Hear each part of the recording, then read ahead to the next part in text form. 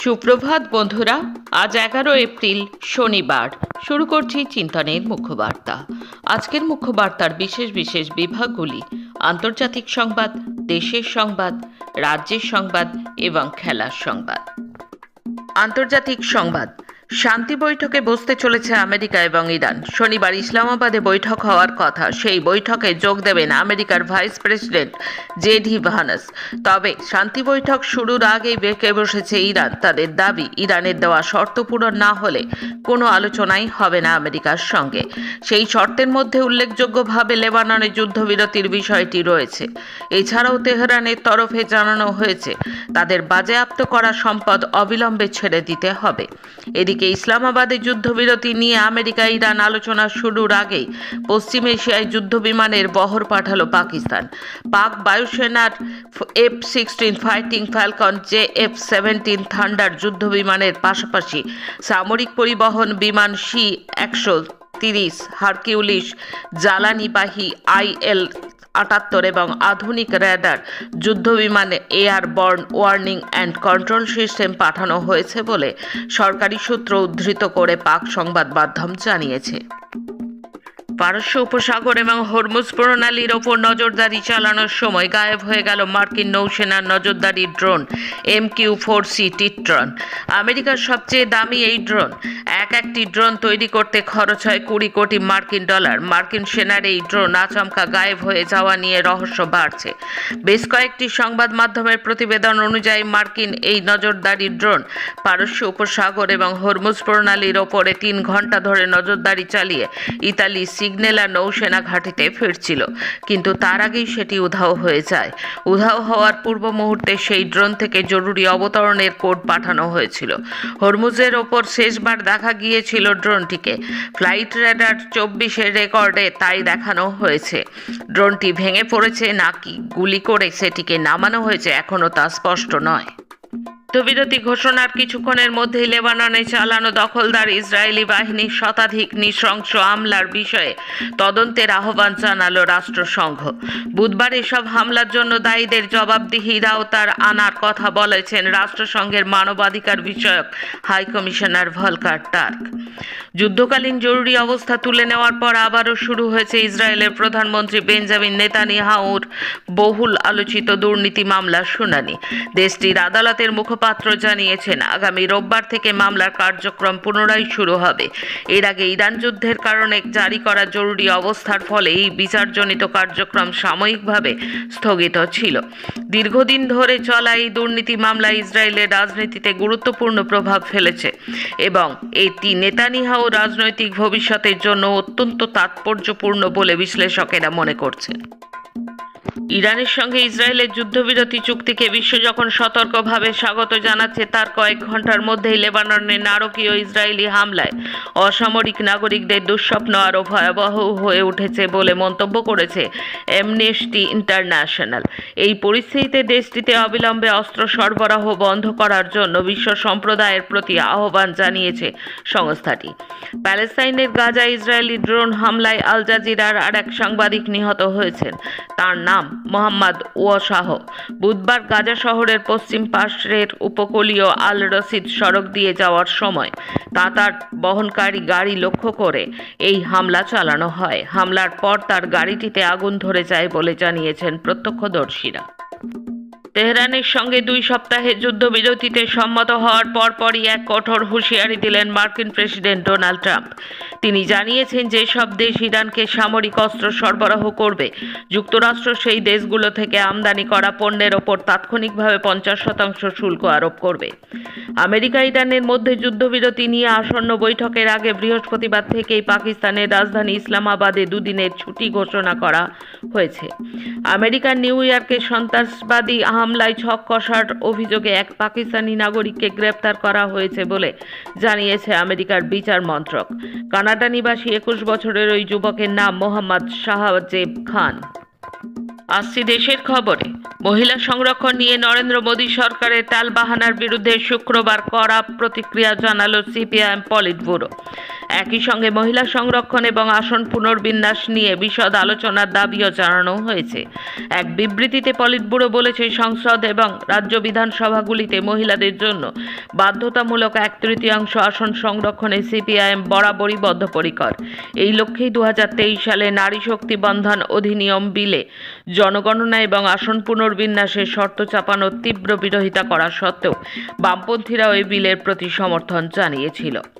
ত্রিপুরার জনগণের অভিযোগ সত্যি প্রমাণিত হলো। শাসক দলের দুই শরিক বিজেপি ও তিপ্রামথার মধ্যে সেটিং হয়ে গেছে। তাদের ফাঁদে পড়ে দুই দলের নিচুতলার কর্মীরা মার খাচ্ছে। নিজেদের দায়িত্ব পালন করতে গিয়ে মার খাচ্ছে পুলিশও। শুক্রবার দুই শরিকের খণ্ডযুদ্ধ থামাতে গিয়ে আক্রান্ত সিপাহীজলা জেলা পুলিশ সুপার বিজয় দেববর্মা সহ অন্তত 20 জন নিরাপত্তা কর্মী। খবর পেয়ে ছুটে গেছেন ডিআইজি সহ আরও নিরাপত্তা বাহিনী। এলাকা থমথমে। ভারতের বিচার বিভাগের ইতিহাসে নজিরবিহীন এক অধ্যায়ের জবনিকা পড়ল। সংসদীয় ইমপিচমেন্ট প্রক্রিয়া চূড়ান্ত রূপ নেওয়ার আগেই পদত্যাগ করলেন এলাহাবাদ হাইকোর্টের বিচারপতি যশবন্ত ভার্মা। বৃহস্পতিবার 9 এপ্রিল সরাসরি রাষ্ট্রপতি দ্রৌপদী মুর্মুর কাছে নিজের পদত্যাগপত্র পাঠিয়ে দিয়েছেন তিনি। দিল্লি বাংলো থেকে বিপুল পরিমাণ নগদ টাকা উদ্ধারের ঘটনায় নাম জড়িয়েছিল তাঁর বিরুদ্ধে। 3 সদস্যের একটি তদন্ত কমিটি গঠনের ঘোষণা করেছিলেন লোকসভার স্পিকার ওম বিড়লা। বিচার প্রক্রিয়া চলাকালীন এই পদত্যাগ প্রশ্ন তুলছে আইনি মহলে।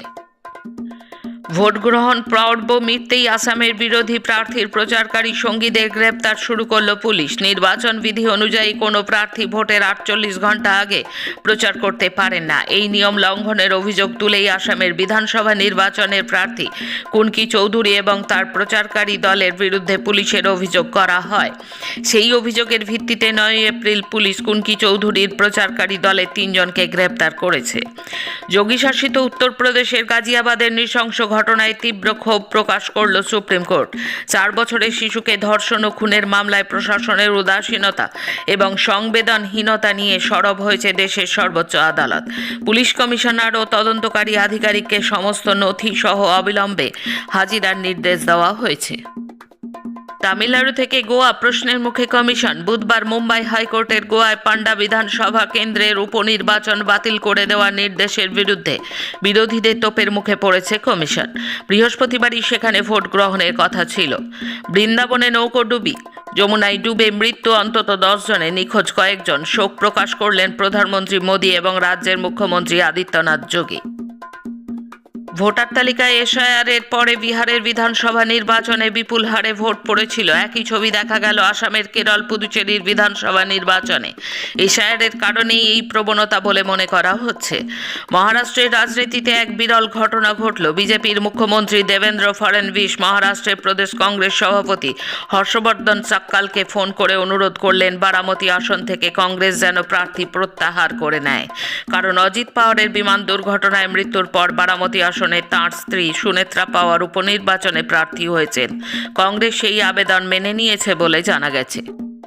এখন রাজ্যের খবর। রাস্তা আছে, কিন্তু সেই রাস্তা যেন শুধু নামেই রাস্তা। বাস্তবে তা খানাখন্দে ভরা এক দুর্বিষহ যন্ত্রণার পথ। কোথাও ভেঙে চুরমার, কোথাও কাদা আর ধুলোয় মিশে গেছে মানুষের নিত্যদিনের চলাচল। কাগজে কলমে উন্নয়নের ঢাকঢোল যতই পেটানো হোক, বাস্তবে চিত্রটা একেবারেই উল্টো। শুক্রবার ইসলামপুর বিধানসভার গাইশাল 1 গ্রাম পঞ্চায়েতের বড়দিঘি আদিবাসী পাড়া ও গাইশাল বস্তিতে প্রচারে গিয়ে বামফ্রন্ট মনোনীত সিপিআইএম প্রার্থী স্বামী খান এই করুণ বাস্তবতার মুখোমুখি হন। তার সঙ্গে থাকা একটি গাড়ি পর্যন্ত ওই রাস্তায় চলতে পারেনি। গ্রামবাসীদের সঙ্গে মিলে গাড়ি ঠেলে তুলতে হয়েছে। এই দৃশ্যই যেন এলাকার তথাকথিত উন্নয়নের আসল ছবি তুলে ধরে। গ্রাম পঞ্চায়েত থেকে জেলা পরিষদ সব স্তরেই তৃণমূলের প্রতিনিধি থাকা সত্ত্বেও বছরের পর বছর কোনো কাজ হয়নি। ভোটের আগে প্রতিশ্রুতির বন্যা, আর ভোট শেষ হলেই উধাও নেতারা। এইটাই যখন নিয়মে পরিণত হয়েছে। একটু বৃষ্টি হলেই রাস্তা পুরো অচল হয়ে যায়। আরও ভয়াবহ চিত্র তুলে ধরে গ্রামবাসীরা। গভীর রাতে কেউ অসুস্থ হলে খাটিয়ায় করে প্রায় 2.5 কিলোমিটার দূরে নিয়ে যেতে হয়, তারপর গিয়ে কোনো গাড়ি পাওয়া যায়। গর্ভবতী মহিলা বা বৃদ্ধদের জন্য এই যন্ত্রণা যেন মৃত্যুর সমান। মানুষের দৈনন্দিন কষ্ট, অসহায়তা আর বঞ্চনার এই চিত্র যেন নীরব প্রতিবাদ হয়ে উঠছে, যেখানে রাস্তার প্রতিটি গর্তই যেন সরকারের ব্যর্থতার সাক্ষী। বাম প্রার্থী বলেন, আমরা চাই মানুষ জবাব দিক ভোট বাক্সে। হবিবপুর বিধানসভা কেন্দ্রের বামফ্রন্ট সমর্থিত সিপিআইএম প্রার্থী শিক্ষক বাসুদেব মুর্মু গ্রামবাসীদের সঙ্গে বিভিন্ন সমস্যা নিয়ে মত বিনিময় করছেন বৈঠকি সভা গ্রাম সভার মাধ্যমে। এদিন হবিবপুর বিধানসভা কেন্দ্রের কান্তুরকা অঞ্চলে লক্ষ্মীপুর বুথে গ্রামবাসীদের সঙ্গে বৈঠক করে লক্ষ্য জানালেন বামফ্রন্ট প্রার্থী।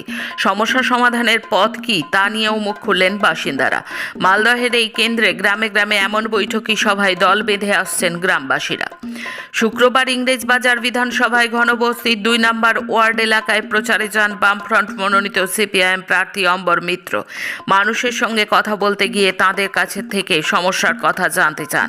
বাসিন্দারা এলাকার পরিবেশজনিত সমস্যার কথা তুলে ধরেন।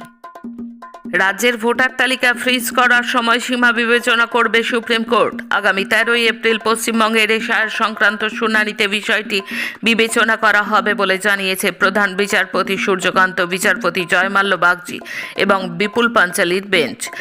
সুপ্রিম কোর্টের নির্দেশেই বিচার বিভাগীয় 19টি ট্রাইব্যুনাল বাদ পড়া নামের আবেদন বিচার করছে।